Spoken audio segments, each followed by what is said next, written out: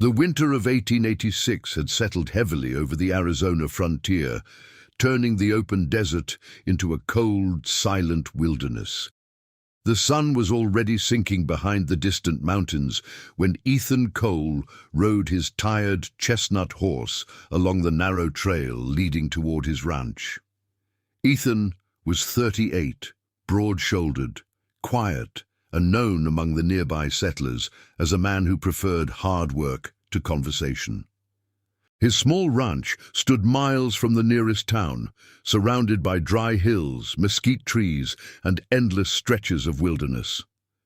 As the evening wind grew colder, Ethan pulled his worn coat tighter around his shoulders. He was eager to reach home, feed his horse, light the stove, and forget the troubles of another difficult day.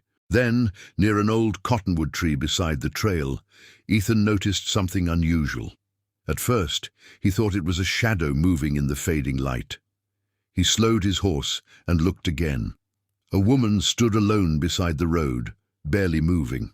She appeared exhausted, as though she had been walking for days. Her dark hair was partly covered by a weathered shawl, and she wore traditional Apache clothing suited for travel, now dusty and worn from the long journey. A small leather bag hung from her shoulder. Ethan immediately noticed that she kept one hand close to it, protecting whatever remained of her belongings. She looked toward him cautiously, but there was no aggression in her expression, only exhaustion, fear, and a desperate hope that he might stop. Ethan dismounted slowly and kept his distance. He had heard enough stories about the dangers of the frontier to know that trust could be dangerous. Yet there was something about the woman's condition that made it impossible for him to simply ride away. She introduced herself as Naya and explained that she had been traveling for several days after leaving a settlement farther north. She had become separated from people she trusted and had nowhere safe to spend the night. Her voice was calm, but her tired eyes revealed how frightened she truly was. She did not ask Ethan for money or food. She asked only whether there was somewhere she could sleep until morning. Ethan studied her for a moment before quietly offering her a place at his ranch. The journey to Ethan's ranch was mostly silent. Naya rode behind him on the spare horse, while the evening sky turned dark blue above the mountains. Ethan occasionally looked back to make sure she was still awake. He could tell she was struggling to remain upright. When they finally reached the ranch, a small wooden house stood beside a weathered barn with a fenced pasture stretching into the darkness. It was not a rich man's home, but it was warm and safe. Ethan helped Naya down from the horse and led her inside. He immediately placed more wood into the stove and prepared a simple meal of beans, bread, and dried meat.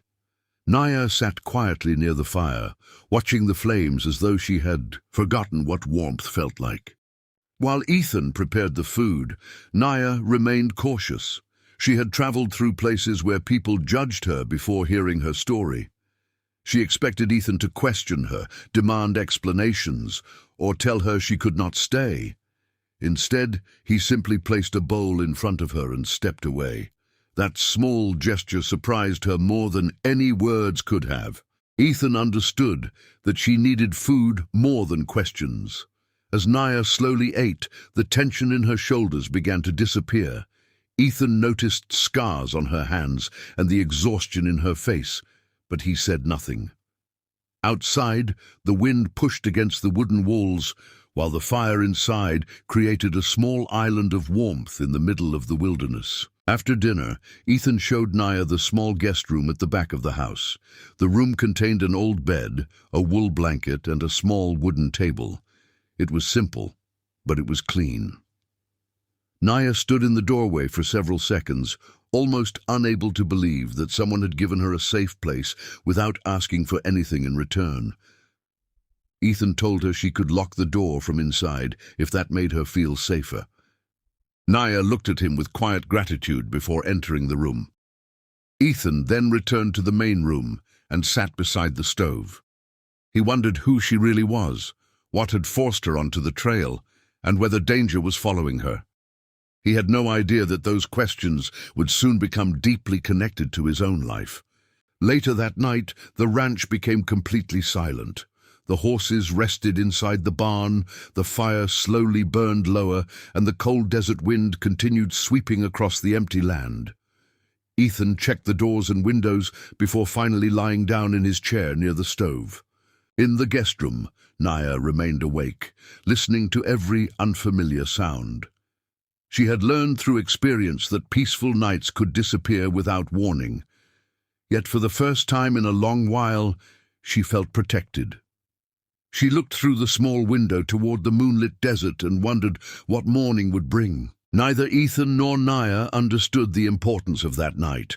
She had arrived needing only one place to stay until sunrise. But before the sun rose over the Arizona mountains, an unexpected danger was already moving toward Ethan's lonely ranch, and it would force both of them to decide whether one night of shelter could become something much greater. By sunrise, a pale golden light had spread across the Arizona desert, touching the wooden fences and the distant mountains. Naya quietly stepped outside, carrying her small leather bag. She intended to leave before Ethan woke, believing she had already caused him enough trouble. But as she reached the edge of the ranch, Ethan noticed movement on the distant ridge. 3 armed riders were approaching slowly, scanning the land. Ethan immediately recognized the danger. He told Naya to return inside and stay quiet. From behind the barn, they watched the riders search the surrounding trail. Ethan soon understood they were looking for Naya, and leaving the ranch would place her directly in their hands. Ethan quickly led Naya toward a narrow canyon behind the ranch, where an old abandoned mine provided a hidden shelter. They moved carefully, leaving no obvious trail behind them. The riders reached the ranch and questioned Ethan about whether he had seen anyone traveling through the area. Ethan remained calm and claimed he had been alone since the previous evening. The men searched the barn and surrounding property but found nothing. Naya stayed completely silent inside the rocky shelter, trusting Ethan despite knowing how much danger he was taking upon himself. After nearly an hour, the riders finally turned their horses toward the eastern trail and disappeared beyond the hills. When it was safe, Ethan and Naya returned to the ranch. Ethan expected Naya to leave immediately, but she looked toward the empty trail and realized she had nowhere safe to go. Ethan told her she could stay until the danger passed. Naya accepted, promising that she would work for her food and never become a burden. From that day forward, their lives slowly began to change. Naya helped repair fences, cared for the horses, and learned the routines of the ranch. Ethan discovered that beneath her quiet nature was a remarkably strong woman who had survived hardships he could barely imagine. Days became weeks, and the danger surrounding Naya gradually faded. During long afternoons, Ethan and Naya often worked together beneath the warm Arizona sun. Their conversations became easier, and Ethan began learning about Naya's past. She had lost people she loved and had spent years moving from place to place, never knowing where she would be safe. Naya, in turn, learned about Ethan's loneliness. His wife had died years earlier, leaving him with a ranch that felt more like a prison than a home. Neither had expected to find comfort in another person, but their shared loneliness slowly became a quiet friendship. One evening, after a hard day of work, Ethan returned from the pasture to find Naya standing beside the ranch house. She had prepared dinner and repaired the torn curtain in the kitchen window. The simple sight made Ethan realize how different the ranch felt since she had arrived. It was no longer just a place where he worked and slept.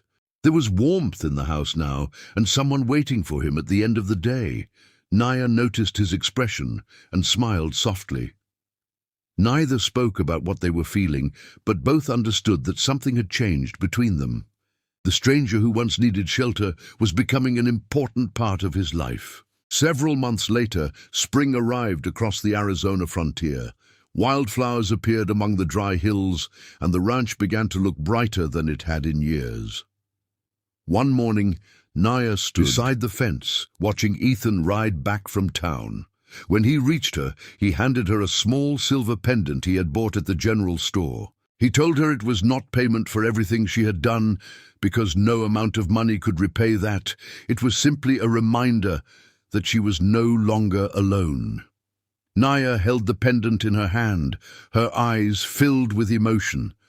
She realized that the place she had once entered as a frightened stranger had become the first true home she had known in years. Ethan had opened his door to Naya because she needed one safe night. He never imagined that one act of kindness would change the rest of his life. Naya had arrived carrying almost nothing except a small leather bag and the memories of a painful past. Months later, she stood beside the man who had protected her, knowing she had finally found someone who saw her worth beyond her circumstances. Their love did not begin with wealth, promises, or grand celebrations. It began with compassion on a cold night in 1886. In the unforgiving American frontier, two lonely hearts had found each other, and the woman who only needed a place to stay for one night had quietly become the queen of Ethan Cole's heart.